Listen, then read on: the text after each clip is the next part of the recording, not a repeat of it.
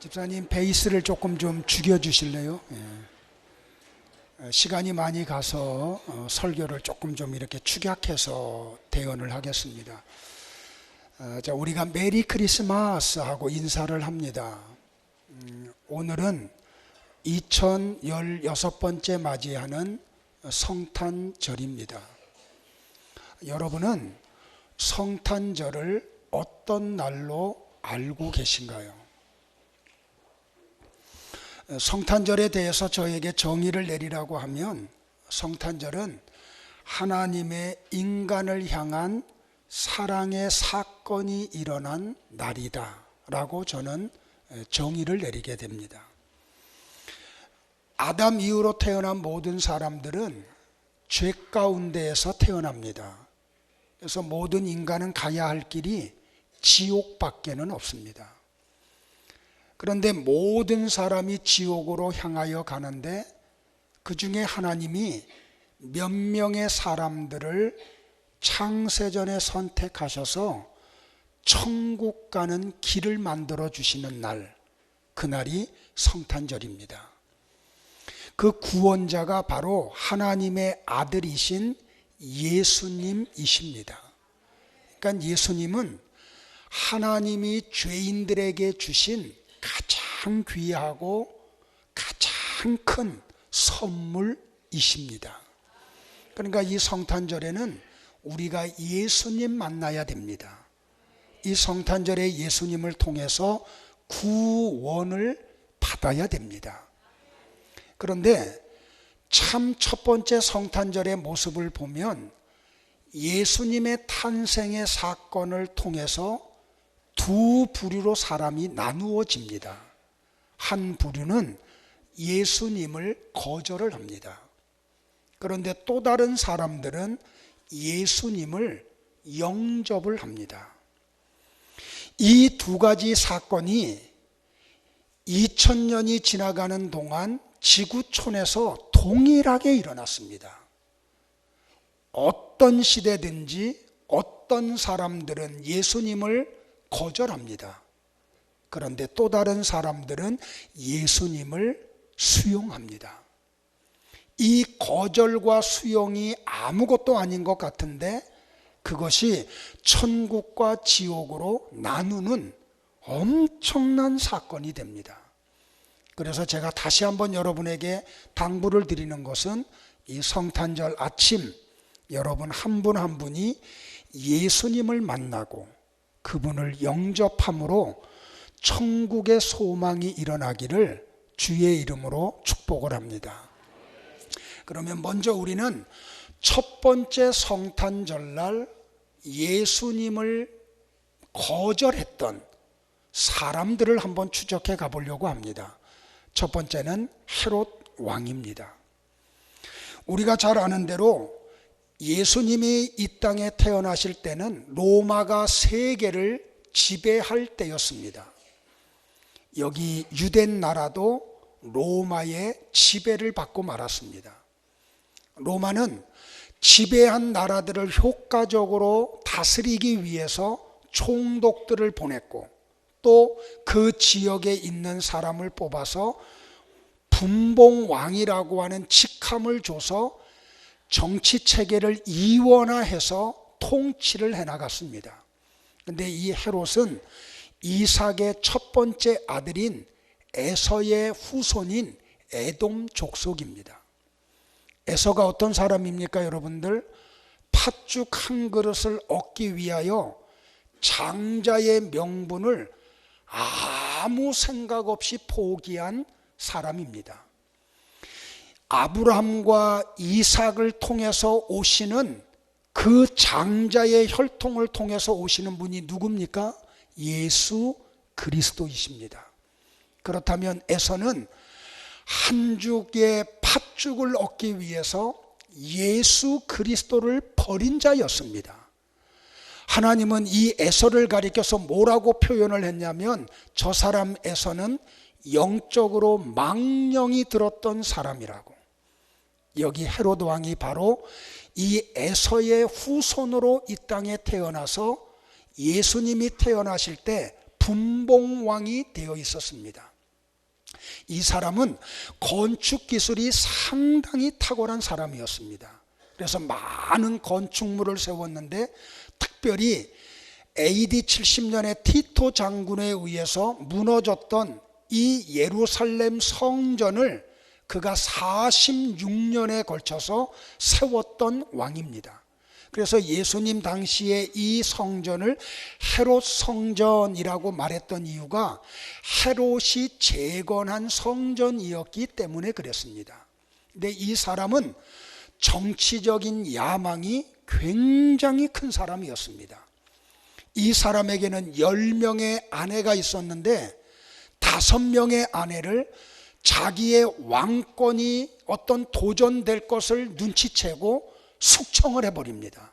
심지어는 자기 아들까지도 자기의 어떤 위치가 흔들릴 거라고 생각을 하면 아들도 눈 하나 깜빡하지 않고 죽이는 그런 굉장히 권력욕이 강한 사람이었습니다.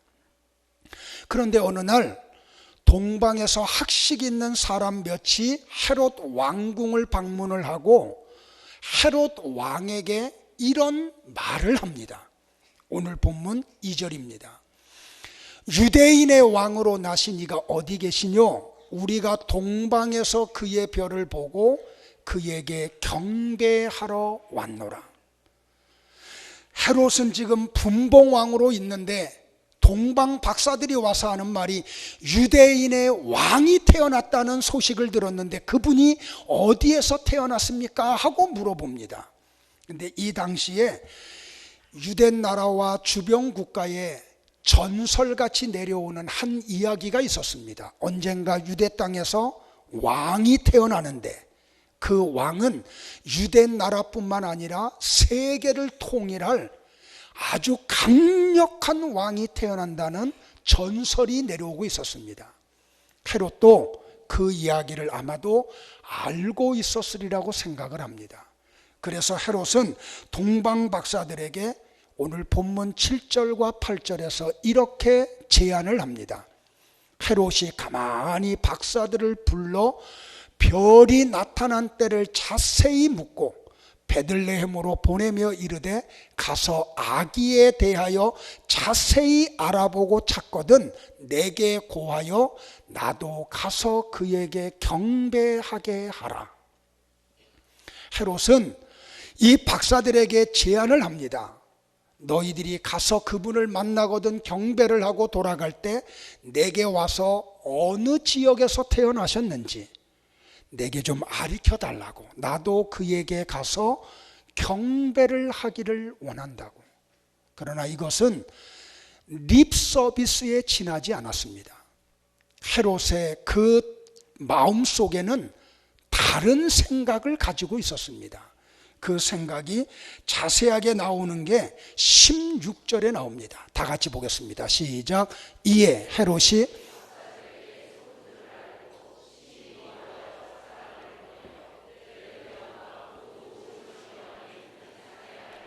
박사들에게 자세히 알아본 그때를 표준하여 2살 아래부터 그 아래로 다 죽이니. 동방 박사들이 예수님을 만나고 황금과 유향과 몰약을 드리고 경배를 드리고 난 후에 하나님이 천사를 보내서 동방 박사들에게 계시를 해줍니다. 돌아갈 때 헤롯을 만나지 말고 빨리 본국으로 돌아가라고.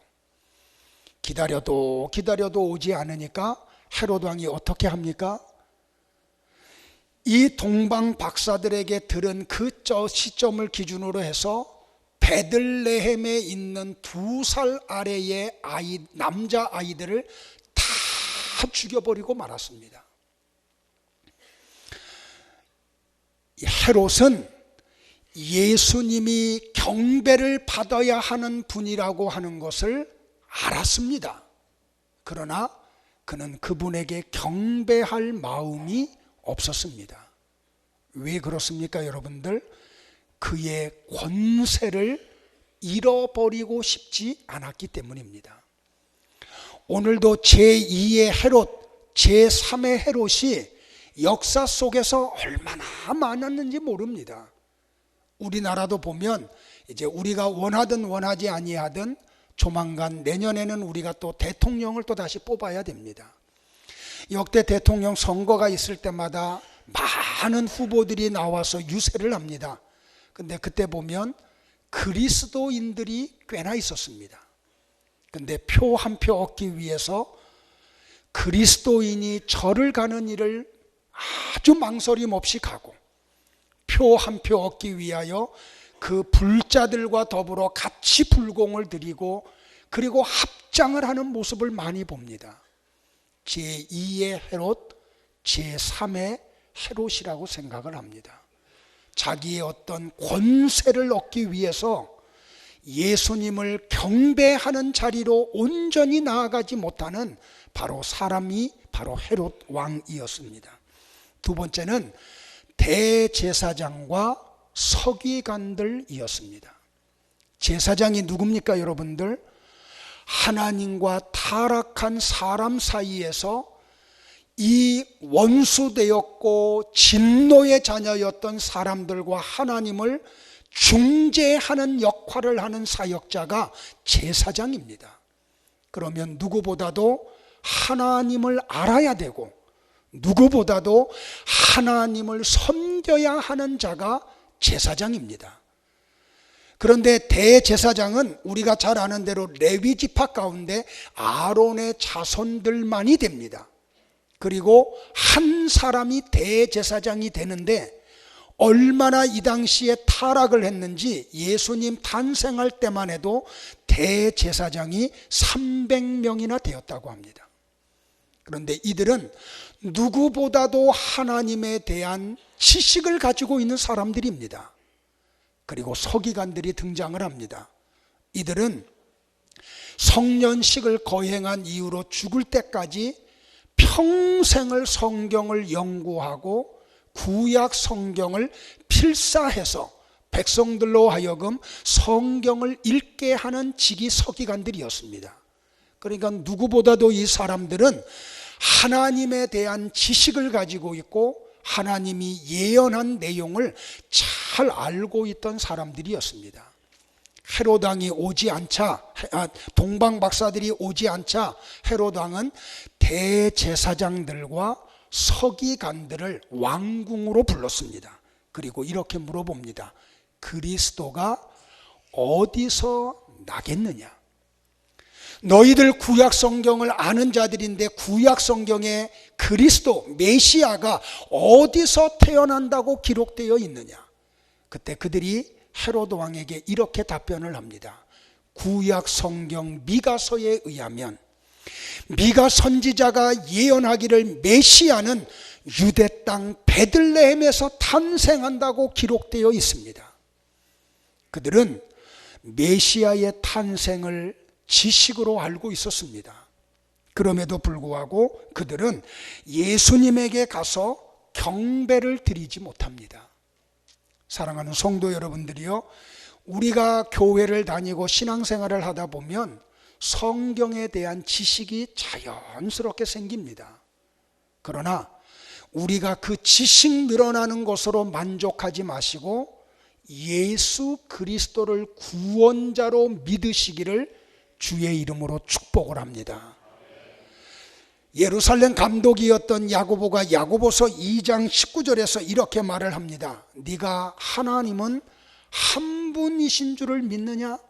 잘하는도다. 귀신들도 믿고 떠느니라. 어떤 사람들은 나는 하나님이 한 분이신 줄을 믿습니다. 그분의 아들이신 예수 그리스도만이 유일한 구원자임을 나는 확신합니다. 그런데 성도 여러분들, 그런 지식과 그런 믿음은 귀신도 가지고 있습니다. 오늘 나와 여러분에게 정말로 필요한 것은 그분 앞에 내가 무릎을 꿇는 것입니다. 그분을 구원자로 영접을 하는 것입니다. 근데 여기 대제사장들과 서기관들은 종교 행위는 했습니다. 하나님에 대한 지식도 있고 성경에 대한 지식도 있었지만 그 예수님이 메시아이시고 그분에게 경배하고 영접할 마음을 가지고 있지를 못했습니다. 성도 여러분들 잊지 마십시오. 지식이 곧 구원을 보장하는 게 아닙니다. 귀신들도 하나님이 한 분이신 것을 믿었습니다. 그러나 그분 앞에 항복을 하지 않았습니다. 신앙생활은 항복으로부터 출발을 합니다. 내가 매일 드리는 예배는 하나님께 항복하고 있다는 외부적 표현이기도 합니다. 성도 여러분들 잊지 마십시오. 알기는 아는데 예배가 없는 사람, 지식은 있는데 헌신이 없는 사람, 지식은 있는데 구원이 없는 사람, 그 사람들을 가리켜서 야고보가 이야기합니다. 잘하고 있습니다. 그러나 그런 믿음은 귀신들도 가지고 있습니다. 오늘 여기 대제사장들과 서기관들은 예수님을 구원자로 영접을 하지 못하고 그분에게 경배를 드리지 못했습니다. 세 번째는 여관 주인들입니다. 가이사 황제가 천하로 호적하라는 명령으로 본적지가 베들레헴인 모든 사람들이 베들레헴에 왔습니다. 그런데 사람은 많이 왔는데 여관은 적었습니다. 요셉이 만삭이 된 마리아를 데리고 이문저문을 두드립니다. 여기 빈방 없습니까? 빈방 없습니까? 어제 우리 청년부가 마지막 발표를 할 때 그 연극 속에서 나왔던 말, 요셉이 문을 두드리며 했던 말, 여기 빈방 없습니까? 빈방 없습니까? 메시아가 오셨습니다. 그분을 모실 방을 가지고 있는 분이 없습니까? 그런데 아무것도 빈 방이 없다고 이야기합니다. 누가는 누가복음 2장 7절에서 이렇게 말을 합니다.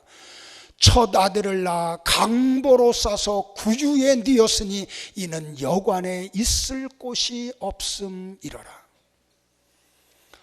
왜 하나님이 이 땅에 오셨는데 그 하나님을 알아보지 못하고 그분을 영접하는 여관 주인들이 한 명도 없었을까요? 베들레헴 땅에 살고 있는 많은 유대인들 가운데 어떻게 하나님을 영접할 사람이 한 사람도 없었을까요? 아마 바빠서 그러지 않았을까요? 아마도 경제적인 이익을 좀 더 누리기 위해서 그러지 않았을까요? 방은 적은데 사람은 많으니까 폭리를 취하고 어떻게든지 한 사람이라도 더 받으려고 그렇게 하지 않았을까요? 오늘 경제적인 손실을 보지 않기 위하여 신앙을 헌시짝같이 버리는 사람들이 바로 이 여관 주인들이 아닐까요, 여러분들? 그런데 이런 사람들만 첫 성탄에 있었던 게 아닙니다. 첫 번째 성탄에 예수님이 메시아인 줄을 알고 그분에게 달려가 그분에게 경배를 드렸던 준비된 사람들이 있었음을 우리는 성경을 통해서 발견을 합니다. 그가 누구입니까, 여러분들? 마리아입니다. 마리아. 성경은 참 정직한 책입니다. 예수님을 임신하는 특별한 은혜를 누렸던 마리아도 가브리엘 천사가 처음에 와서 네가 하나님을 잉태할 거라고 라고 말할 때에 받아들이지를 못했습니다. 수긍을 하지를 못했습니다. 마리아가 이렇게 반론을 제기합니다. 무슨 말을 지금 하는 겁니까? 내가 아기를 임신한다니요? 나는 남자를 알지를 못합니다. 내가 남자와 한 번도 잠자리를 한 적이 없는데 어떻게 그 일이 내게 이루어집니까? 그거는 불가능합니다. 나는 처녀입니다. 어떻게 처녀가 임신을 할 수 있다는 말입니까? 안 됩니다. 있을 수 없습니다. 그렇습니다, 여러분들. 마리아의 주장은 옳습니다. 그녀의 논리는 합당합니다. 그녀의 주장이나 논리는 틀린 게 하나도 없습니다. 왜 그렇습니까, 여러분들? 인간적인 관점에서 보면은 마리아의 말이 맞습니다. 과학적으로 봐도 마리아의 말이 맞습니다. 사람의 경험을 가지고 이야기해도 마리아의 말이 맞습니다. 어떻게 처녀가 아이를 가질 수가 있습니까?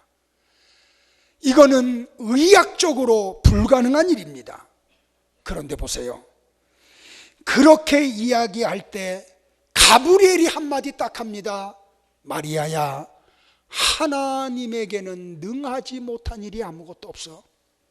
하나님은 전능하신 분이야. 이 말 앞에 마리아가 반론을 그칩니다. 자기의 인간적인 모든 관점을 다 내려놓습니다. 그리고 고백을 합니다. 주의 계집종이오니 말씀대로 이루어지이다. 사랑하는 성도 여러분들이여, 그렇습니다. 사람의 생각으로, 사람들이 경험한 것으로, 과학으로는 불가능한 일입니다. 그런데 하나님이 하시면 가능한 일입니다. 그거를 아멘하는 것, 바로 마리아가 첫 번째 성탄에 예수님을 경배할 수 있었던 놀라운 비밀임을 깨닫기를 바랍니다. 그러므로 이 자리에 오신 여러분들, 인간의 생각의 수준에서 하나님의 세계로 여러분의 생각이 올라가기를 바랍니다. 과학의 세계에 머물러 있지 말고 그 과학을 초월하여 역사하시는 하나님의 세계를 들어가기를 주의 이름으로 축복을 합니다. 이 2016번째 맞이하는 이 성탄절에 예수님을 구원자로 영접할 수 있는 유일한 방법은 하나님은 능치 못함이 없느니라. 내가 그냥 예수님 믿기만 한다고 고백을 해도 구원이 내 안에서 이루어지고 내 이름이 하늘나라 생명책에 기록이 되고 하나님이 예비하신 천국에서 영원히 왕노릇할 것을 믿으시기를 주의 이름으로 축복을 합니다. 첫 번째 성탄절을 준비한 두 번째 사람은 요셉입니다. 자기와 약혼한 사람이 임신했다는 소식 앞에 요셉이 의로운 사람이라 그 여인에게 망신 주고 싶지 않습니다. 그저 가벼워서 그걸 소문내가지고 내가 이런 여인하고 약혼을 했었다고 떠벌리고 다니지 않았습니다. 가만히 끊고자 했습니다. 근데 가브리엘이 와서 이야기합니다. 너와 약혼한 여인 데려오는 것을 두려워하지 말라. 저 여인이 임신이 된 것은 성령 하나님에 의해서 되어진 것이니라. 보세요 여러분들, 창조 이래로 인류 역사상 그런 적이 한 번도 없었고 앞으로도 없는 유일한 단 1회의 사건입니다. 그런데 요셉은 그것을 믿습니다. 요셉은 그것을 받아들입니다. 그리고 마리아를 아무 조건 없이 자기 아내로 받아들입니다.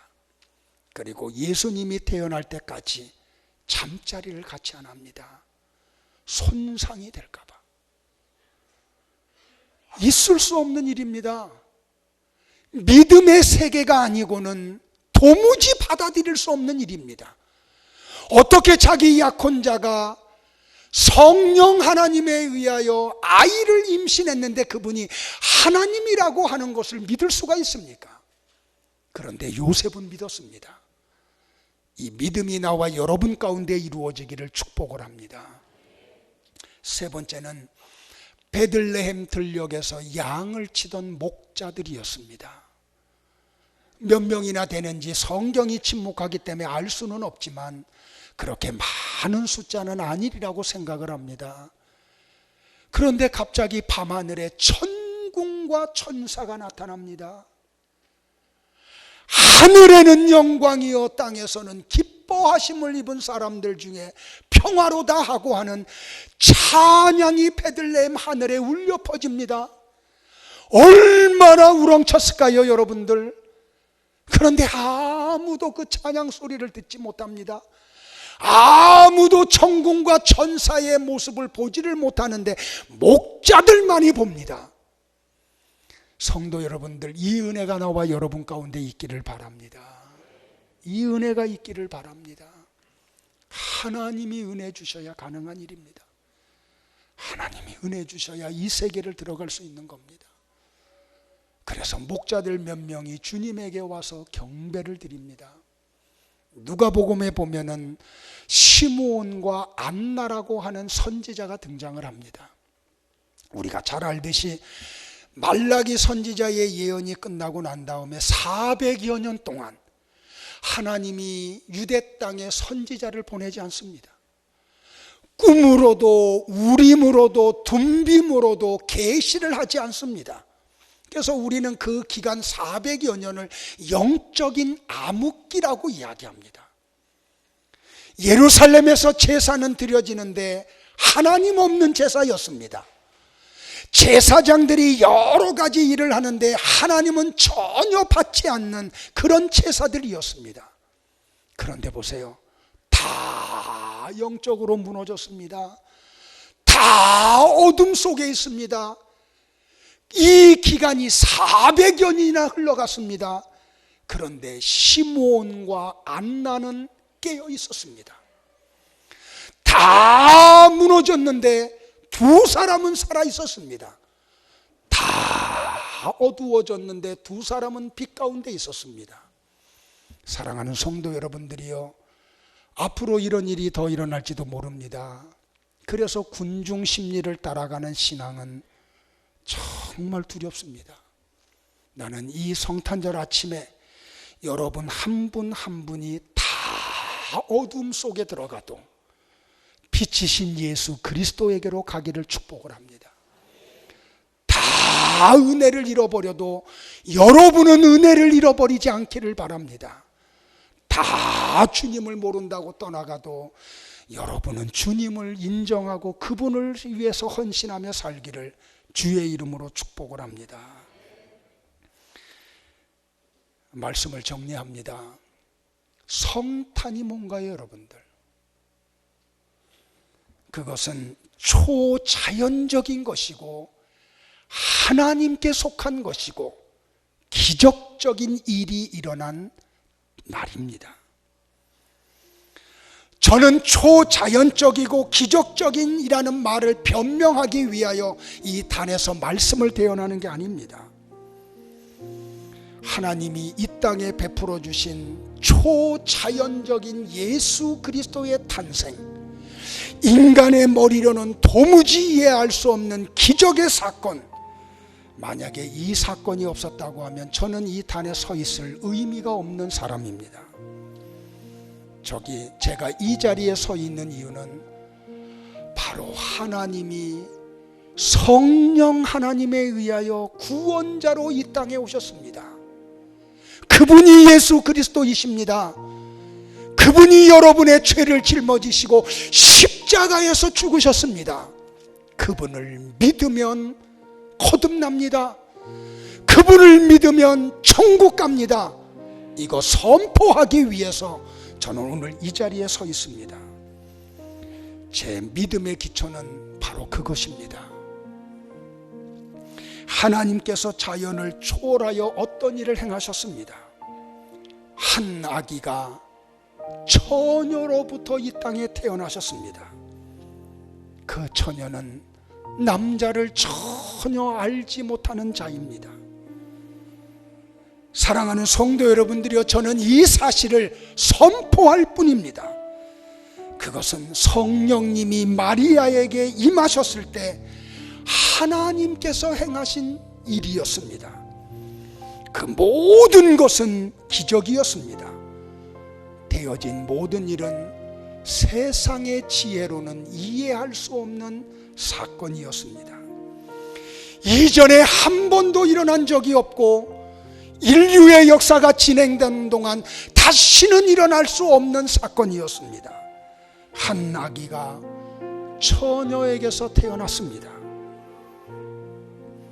그 아이가 태어난 것은 초자연적인 사건이었고 바로 기적 자체였습니다. 그러므로 그분이 사역을 할 때 하는 모든 일이 기적이었고 초자연적인 현상들이었습니다. 현대인들은 이렇게 말을 합니다. 나는 그 기적을 받아들일 수 없습니다. 저는 과학적인 훈련을 받았습니다. 그래서 과학이 증명하지 못하는 사건에 대하여 받아들일 수 없고 나는 그것을 믿을 수가 없습니다. 그러나 성도 여러분들, 하나님이 하신 이 사건은 과학의 증명이 필요한 사건이 아닙니다. 하나님이 주신 선물을 인간 편에서 받아들이기만 하면 되는 사건입니다. 이 첫 번째 탄생하신 예수님을 받아들일 거냐 거절할 거냐, 그것은 각자의 몫입니다. 그러나 주님을 앞에 두고 어떤 걸 선택하느냐에 따라서 천국과 지옥으로 나눠짐이 있습니다. 사랑하는 성도 여러분들이여, 하나님이 사람의 몸을 빌려서 이 땅에 오셨습니다. 그것은 사실입니다.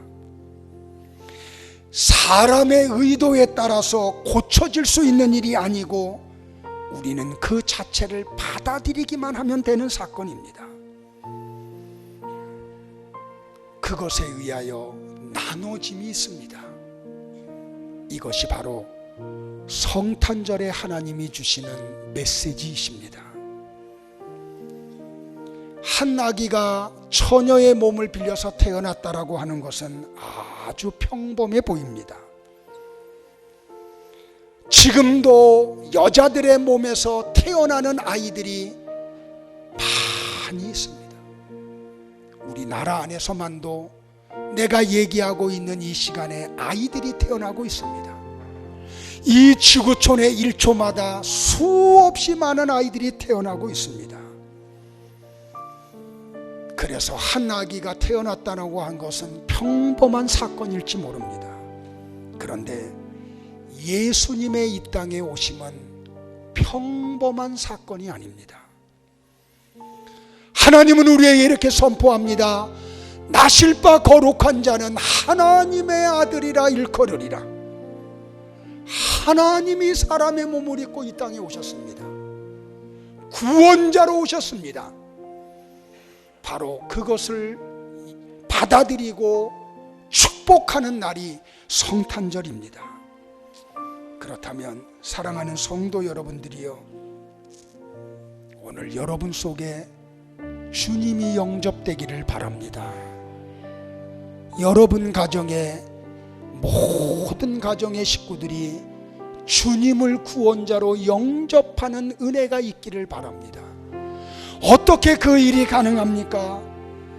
그때 가브리엘 천사가 마리아에게 했던 말을 기억하십시오. 대저 하나님의 모든 말씀은 능치 못하심이 없느니라.